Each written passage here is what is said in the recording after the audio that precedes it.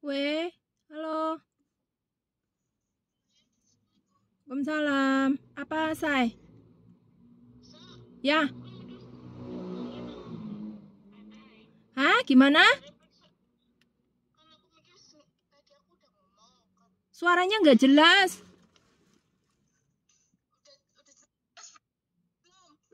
Gimana? Gimana? Kan aku tadi udah ngomong ke majikan. Ya. Periksa, tapi kayaknya nunggu bos balik, ya kayaknya belnya wengi, mbok kesuwe. Terus jaran nenek orang bisa periksa dewekan. Lah aku ya takon nang apa aku ora bisa periksa dewekan, aku sih bisa melaku. Dokter dari sini juga nggak begitu jauh. Oh. Nunggu laupan balik mbok kesuwe. Ini kaki kamu masih bengkak ya? Iya, bengkak cuma nggak begitu bengkak banget tuh, enggak. Sakit? Masih bisa jalan. Sakit nggak? Enggak begitu sakit. Oh, gatal-gatal nggak? Gatal-gatal gitu nggak? Sedikit sisa. Oh, yang mau nganter itu majikan laki-laki, bukan si Nyonya. Kayaknya bukan. Oh. Ya udah, nanti coba saya telepon ke Nyonya coba ya. Kamu maunya mau periksa sendiri gitu toh? Iya, periksa sendiri soalnya lebih cepat. Tapi kalau kamu mau periksa, kamu kalau mau periksa sendiri, nanti sampai dokter, kamu ngomong telepon sama saya, nanti saya bantu terjemahin ngomong sama dokter. Oh iya. Nah, tapi sekarang saya tak telepon Nyonya dulu. Nyonya ada di rumah kan? Ada. Kamu bisa cari dia? Cari. Nyonya. Di rumah. Oh, di rumah. Berarti saya telepon pakai line dia aja. Iya. Oke, ya udah. Makasih ya. Nanti tak kabari lagi. Oke, bye-bye.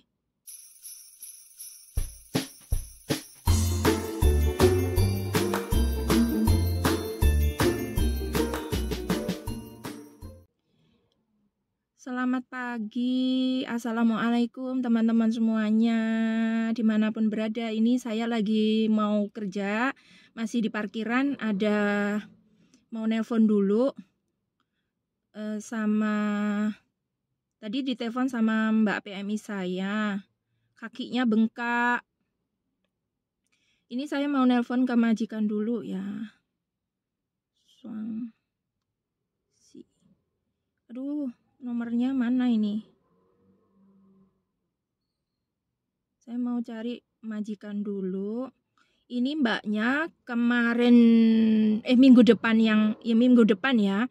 Itu kakinya bengkak gara-gara pakai sepatu. Nah, nanti ceritanya gimana saya mau nelpon majikan dulu, mau kasih tahu dulu ya.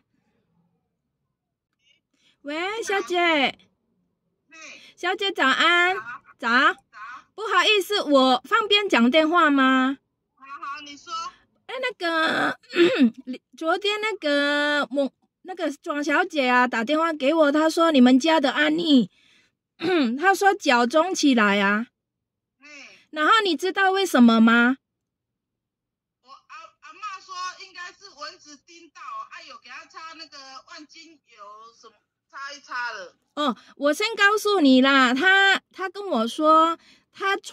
他要带阿嬷去医院的时候啊，他是穿布鞋嘛，他的布鞋是放在那个后面住房后面那边，那可能他的布鞋里面，因为他很久没有穿，大概1个月嘛。没有那么久偶尔他们都会出去街上。哦，然后反正他很久没有穿那个鞋子啊，然后他可能穿在那个回来的时候，好像他的脚都被动物被虫什么要叮的，然后我跟他讲会不会是被虫咬到啊？对，我觉得啦，还是毛虫，就是里面的反正有东西，然后他马上不知道有毒还是什么，可能马上肿起来嘛，肿起来蛮厉害的，对。可是我问他有没有痒什么，他说还好啊，没有那么痛。可是他肿起来，这个是不是他发炎嘛？有毒嘛？对，所以他现在的意思说他想要自己看医生，在小诊所嘛。你们那边是不是比较近？可是小诊所要去火车站那边。还是要走出去啊。这样子。我们家附近没有啊。他刚跟我说他要出去，因为我昨天跟庄小姐讲，他是说叫我带他去卫生所，可是最近我人不舒服，也没有在家里。那如果这样，谁要带他去？如果你们不让他自己去？对啊，我是阿嬷有给他擦药了啦，看看他药擦上去看怎样，没有的话再带他去看庄小姐没有回来双溪吗？没有我们是上班时间，所以我好像他没有要去，他回去的时候平常是6日吧。好，那我再叫他注意看看，阿嬷已经有拿药给他擦，看需不需要去打针。好啊，那我刚刚也是，他刚刚打给我，我说如果你真的很急，要出去，然后我说不仅他出去，因为他出去上一次有出去买东西好久，阿嬷就在生气骂人了啦。这样子。他说这次又出去太久的话，等一下阿嬷又骂。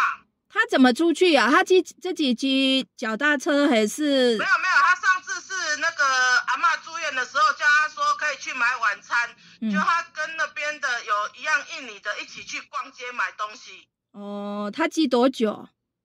我不晓得，那另外一个老板在那边说很久。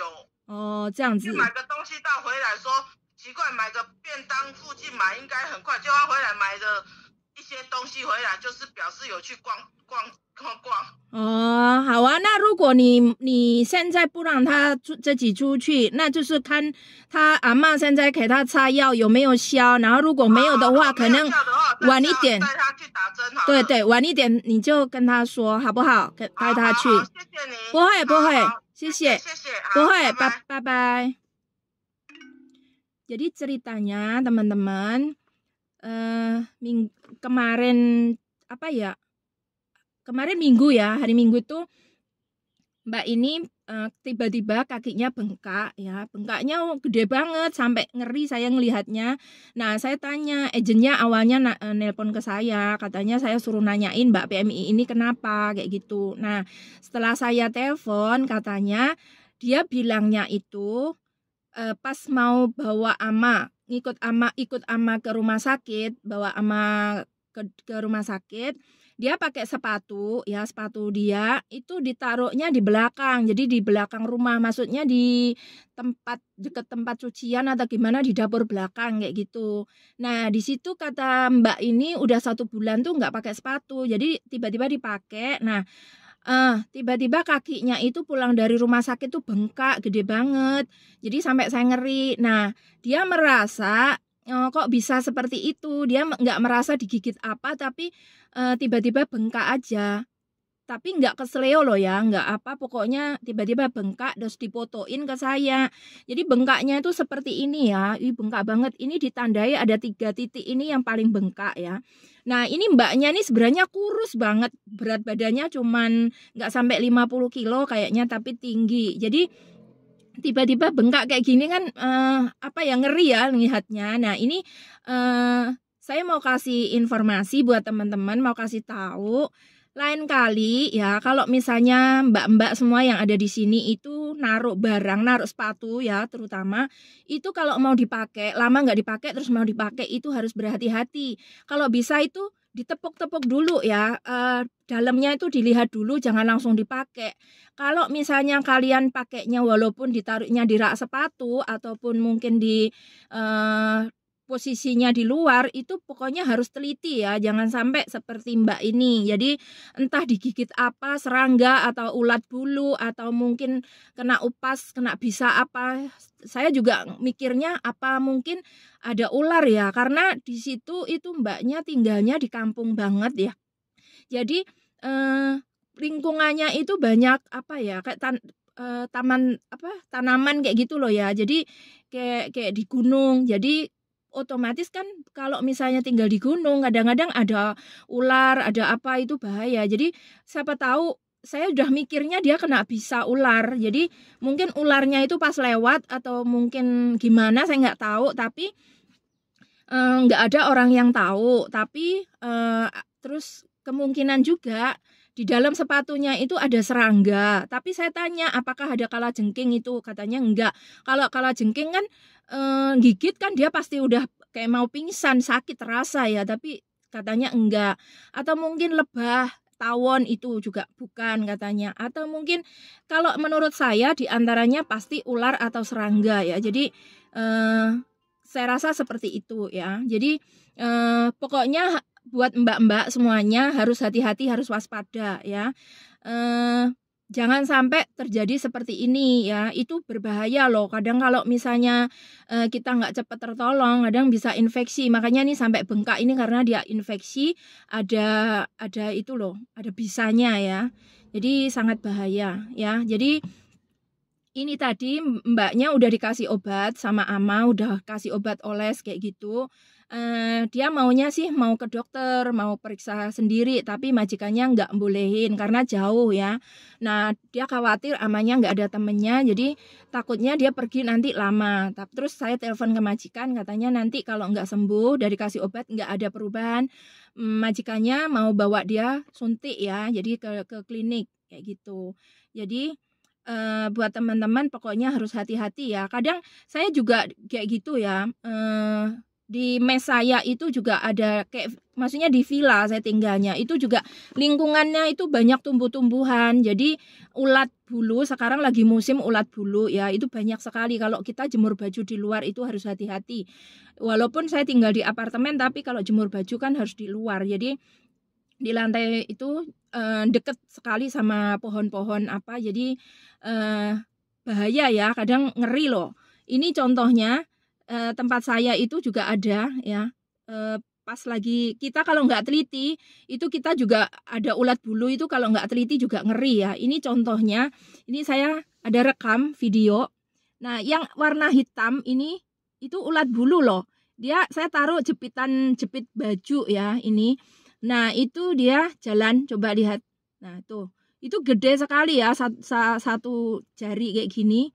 Itu kalau kita nggak teliti, kita kepegang ya udah kita gatal semua ya. Wah ada telepon, sebentar dia telepon lagi.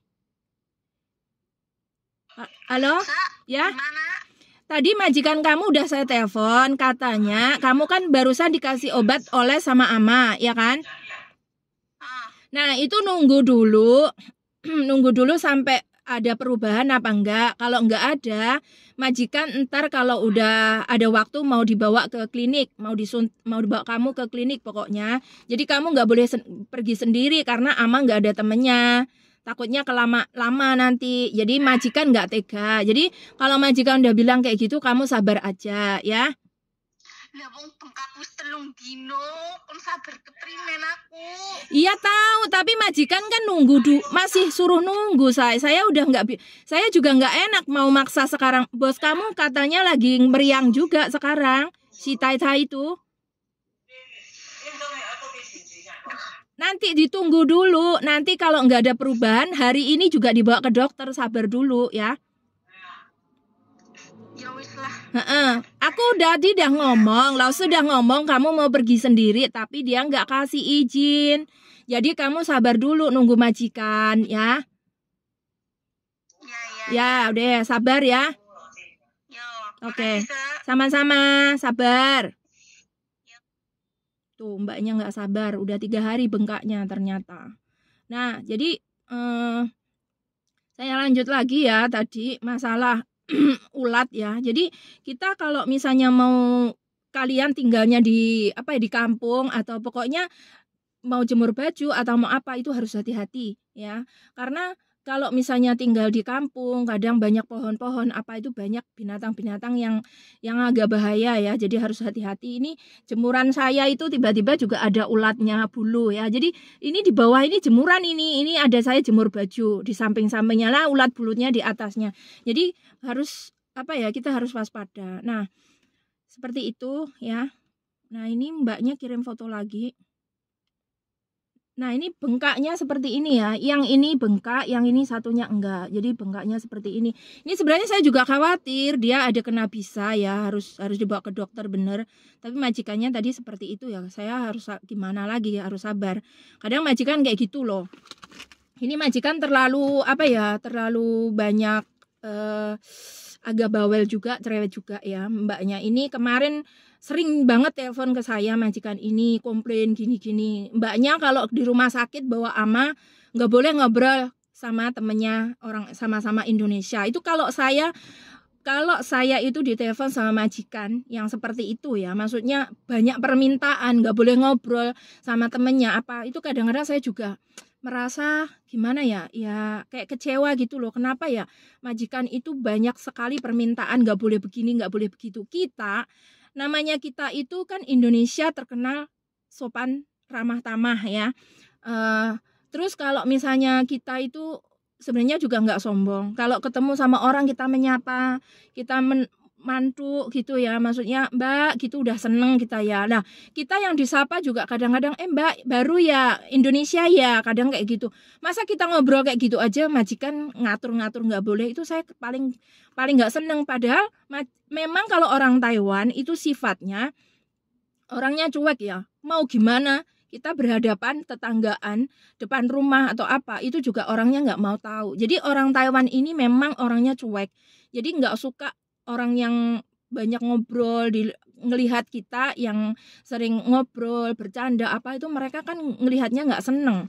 Tapi kalau ama-ama, kalau akong-akong, kalau udah di luar ya nggak mungkin lah dia nggak bicara sama temennya, nggak ketemu temennya, nggak nyapa, itu nggak mungkin ya. Tapi kenapa orang Taiwan kadang-kadang majikan Taiwan kayak gitu, saya paling nggak seneng kalau udah majikan ngomong kayak gitu. Masa menyapa sebentar aja nggak boleh, itu udah keterlaluan lah. Kalau kita diatur-atur kayak gitu, makanya kadang-kadang mbak-mbak yang di luar sana ditanya diam aja. Lah kadang ada tekanan juga dari majikan, nggak boleh kalau ketemu sama-sama orang Indonesia nggak boleh ngobrol apa.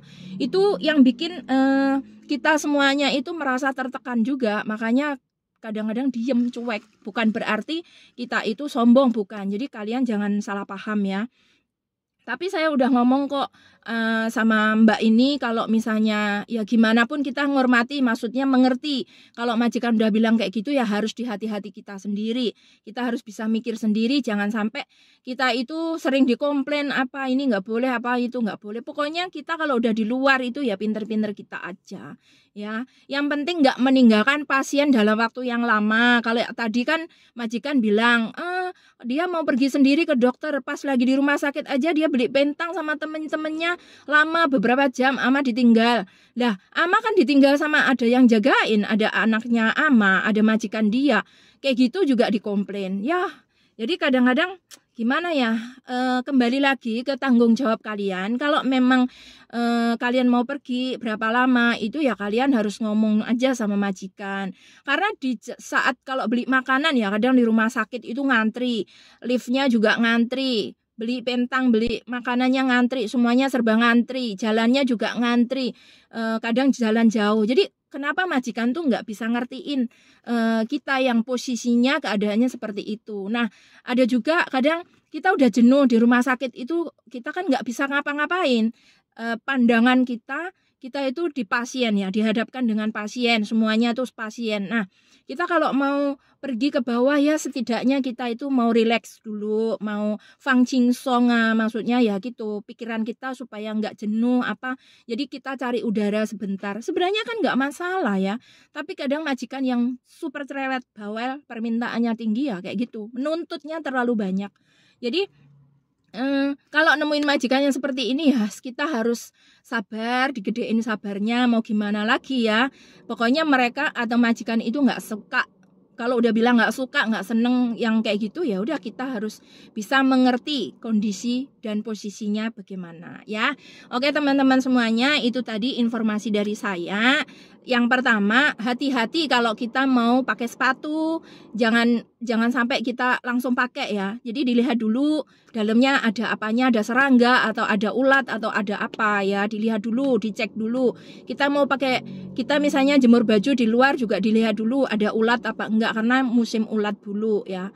Terus pokoknya tetap jaga kesehatan. Kalau ada keluhan badan kita sakit, nggak enak apa nggak demam atau gimana, segera ngomong sama majikan, nggak usah takut ya. Tapi kalau majikan memang belum bisa ngantar secepatnya, itu juga harus sabar, nggak boleh terlalu memaksa ya. Bagaimanapun kan kita harus ngikuti kemauan majikan juga. Yang penting kamu nggak dibiarkan, nggak ditelantarkan, itu masih biasa ya, masih normal lah ya. Udah gitu aja, semangat ya, kerja baik-baik. Semoga kalian sukses ya. Terima kasih, selamat berjuang, bye-bye.